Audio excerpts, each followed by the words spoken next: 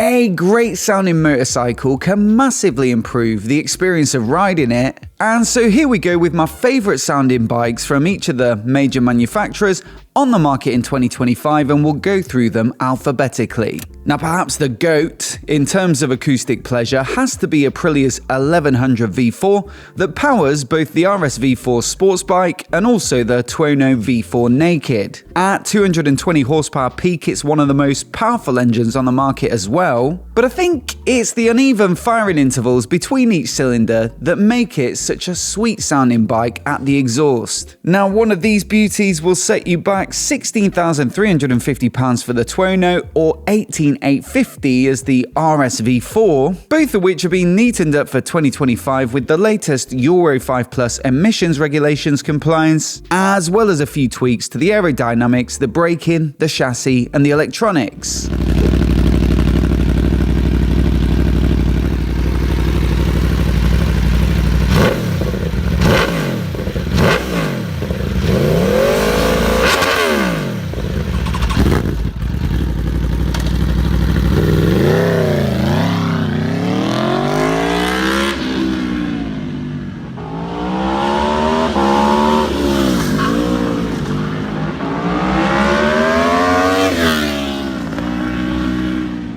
Now, before we get onto the next bike, I just want to say a massive thanks to DeleteMe for supporting the channel and for sponsoring this video. If you've ever been concerned about your personal data being widely available online, then you really ought to give DeleteMe a look, which you'll find linked to down in the description below. It's pretty common nowadays for personal details like your name, address, email, phone number, and more to be gathered and shared online, and there are even services like data brokers who make a business out of selling it on to third parties. That means you could be open to scams and phishing attacks and dodgy marketing, and in more extreme cases, even identity theft and stalking. But that's exactly where DeleteMe comes in. Their team of experts scour these sources and have your details removed to help you stay protected from these sorts of risks. Not only that, but once you've switched it on, it actually scans at regular intervals year round, and so you can rest assured that if your details do pop up on one of these sites, then they'll immediately be removed. I've been using it since we started partnering with DeleteMe, and it is a real peace of mind. So if you do want to find out more, there's a link down below in the description, or simply head to joindeleteme.com/motobob, and if you use the code MOTOBOB at the checkout, you'll get 20% off one of their consumer plans. It's a great deal, so once again a massive thanks to DeleteMe for their support, and with that,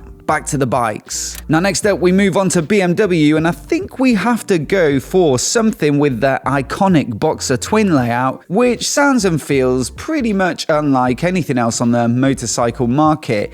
It's tempting to go for the latest and greatest 1300, which you'll find in a wide range of their models in 2025, and it is the most performant as well at 145 horsepower peak, but actually I'd argue it's the air-cooled version in the R12 Retro lineup that has the most authentic tone, and you'll find this one in the R12 Cruiser, the R12 19 Naked, the R12S Cafe Racer, and also the R12 GS Scrambler. Now this one I think will be a little bit divisive. I'll admit the even firing intervals in this particular engine do give it a bit of a dull, droning note, but weirdly, for the Boxer fan, of which there are many, it just seems to be like music to their ears, and to be fair, it can be massively improved with a freer flowing exhaust system.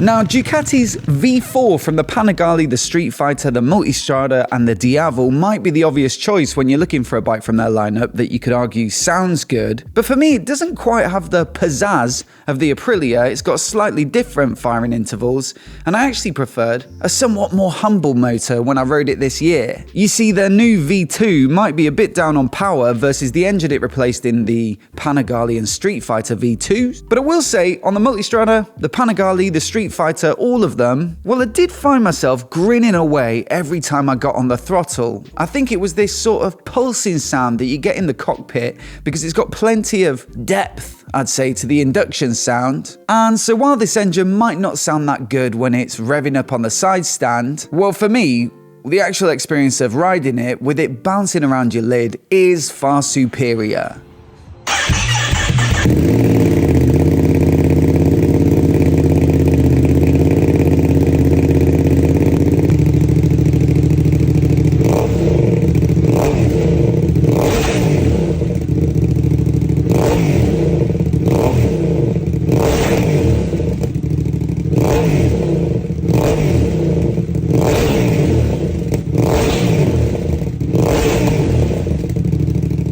Now look, Harley-Davidson, of course, used to make some of the best sounding bikes ever, in my opinion. You can hardly beat an air-cooled Sportster, for example, with a straight-through pipe. But unfortunately, a lot of those models have been replaced now by their liquid-cooled Revolution Max. You'll also find it in the Pan America, and that engine just doesn't quite hit the mark for me in terms of the acoustics. So I think for this one, we'll have to look elsewhere. And I reckon your best bet is probably their big Milwaukee 8 V-twin. It's very widely used. You'll see it in pretty much all of their touring bikes, all of their cruisers as well, and even the trikes. And while it does sound pretty lame, I'd say, with the standard exhaust on most of these bikes, well, it does come to life if you do fit something, again, freer flowing, which is very often the case when it comes to Harley ownership.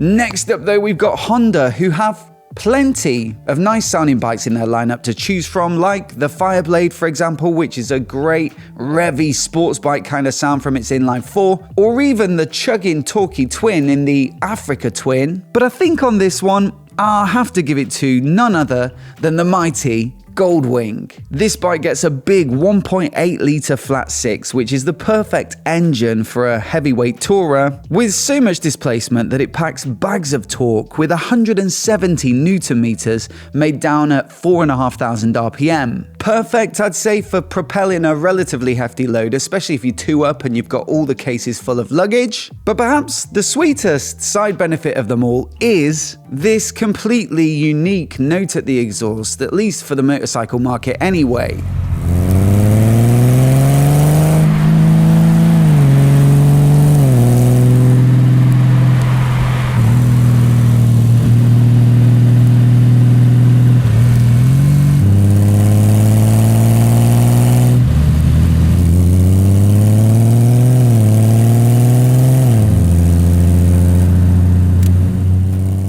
Now, I had to include Husqvarna, and while they don't have a huge lineup with loads of variety, well, I certainly don't mind the growl of their 801 twin. I say theirs, it's actually borrowed from KTM from their 790s because, of course, KTM and Husqvarna are part of the same group. But whether it's in the Svartpillen 801, the new Vitpillen 801, or the Norden line of adventure bikes, well, it always makes a nice sound. It's very peppy, happy to be revved, strong in the mid-range, but yeah, has a bit of its own character, certainly versus some of the other parallel twins on the market, because it's got this 435-degree firing interval, which is built to mimic a little bit of the soul of KTM's 75-degree V-twins.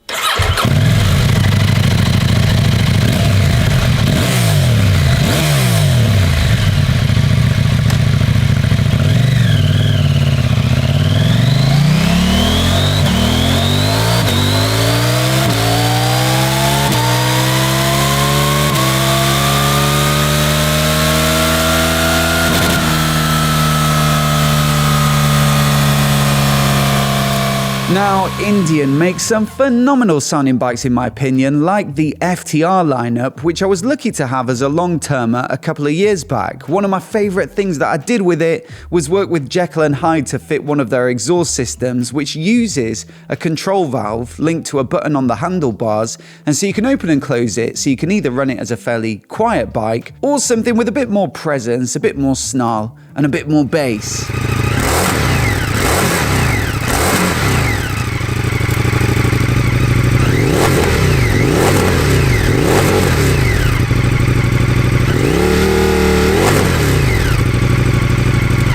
Absolutely brilliant stuff and a perfect match with that bike. But unfortunately, given that Indian have had a fairly difficult couple of years, they've decided to wind up the FTR from this year and just focus on the stuff that I assume makes them more money, like the Touras or Cruisers. Over at Kawasaki though, well, I've gone for something much more modern with the supercharged inline 4 from their H2 lineup. This engine is incredible with ridiculous levels of power from their track-only H2R at over 300 horses. But I will say in some of the other applications like the H2SX Sports Tourer or the ZH2 Naked, well, it is surprisingly pleasant to use, but also still ferociously fast. Underneath the sound, you've got that smooth, revvy note that's typical of an inline 4, but what makes this one a little bit special is the supercharger chirping away under deceleration.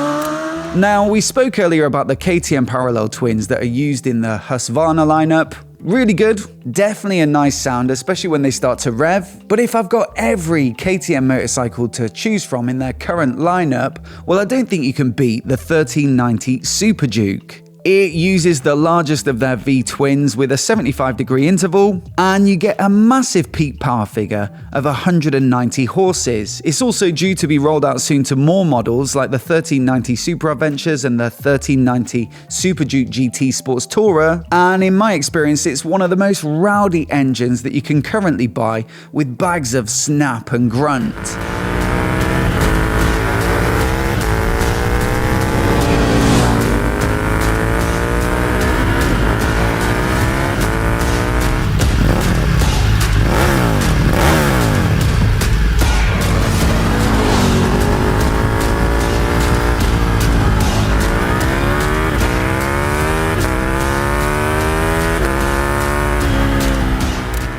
Now, Moto Guzzi's V7 might be a touch more sedate at just 67 horsepower peak, but that's not to say it won't tickle the eardrums in just the right way. What I really like about this Transverse 850 twin is the way it burbles and gurgles in a very organic feeling way that does give it a bit of the feel of a living thing. We just finished up with the 2025 V7 Sport, a new model for this year, and it's a very nice bike to ride indeed, with decent chassis components, beautiful looks, and a bit of practicality from the big tank and also the shaft drive. More than anything though, it's that very lovable engine that had me just a little bit thinking I'd like to buy one.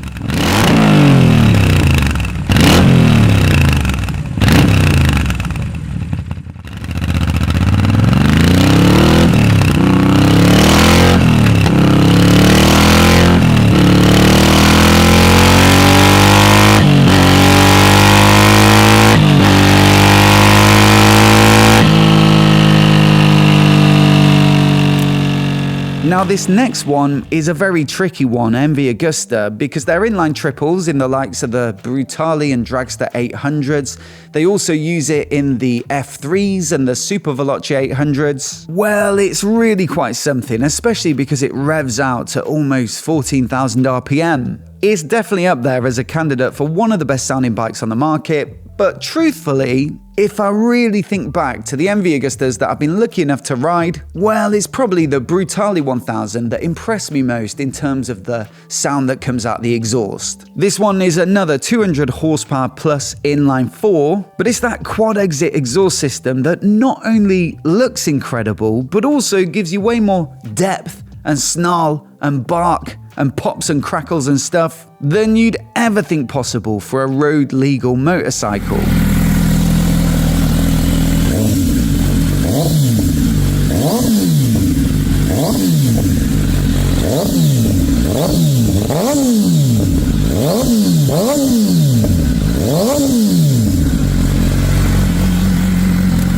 I think it'd be a real shame not to have a thumper in this list, and one of the most prolific manufacturers of singles has to be Royal Enfield, with all their 350 bikes and also the more recent liquid-cooled 450 platform. But I just don't think I can justify putting them in because the 650 parallel twins, although not particularly distinctive, are a really good example of it, and being still air-cooled, they've got plenty of character too. Whether it's in the Interceptor Naked, the Continental GT Cafe Racer, the Super Meteor or Shotgun Cruisers, or more recently the Classic 650 or the Bear 650 Scrambler, well, I've always really enjoyed the charm of this twin, even if it doesn't make particularly impressive performance figures at 47 horsepower peak.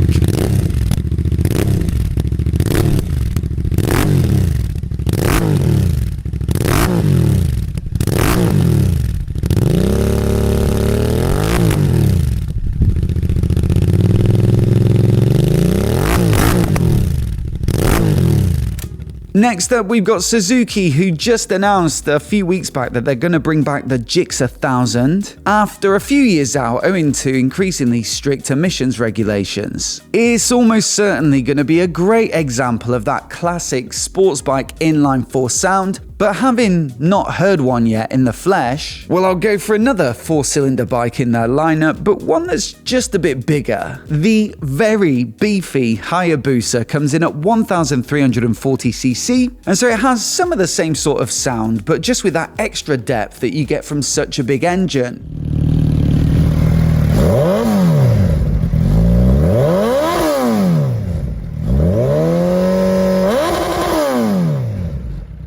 Still, a 1.3 inline 4 pales in comparison to the biggest engine on the motorcycle market, which is the 2.5-litre inline triple in the Triumph Rocket 3. Again, with Triumph, there are plenty of other great sounding triples in their lineup, so this was a tricky one. You've got the Street Triple, the Speed Triple 1200, I'd even say the T-Plane triples in their Tiger Adventure bikes have a little bit of their own distinctive howl, but really you're never going to beat a Rocket 3 for pure uniqueness and also pure presence.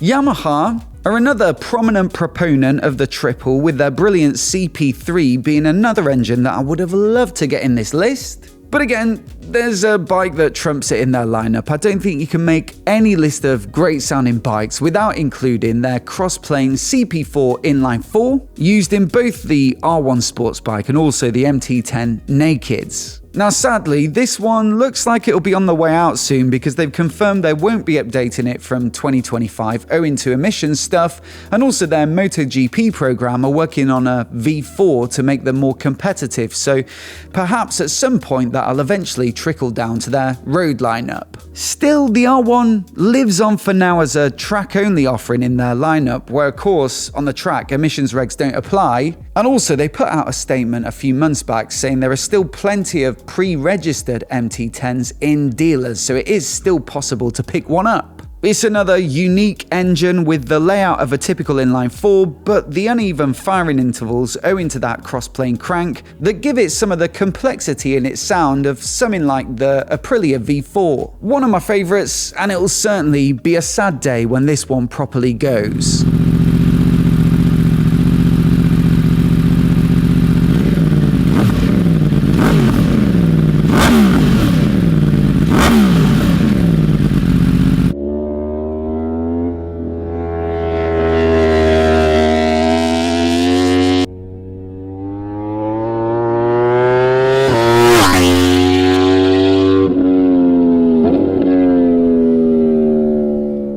As always though, I'd love to know your picks, so do let me know down in the comments below.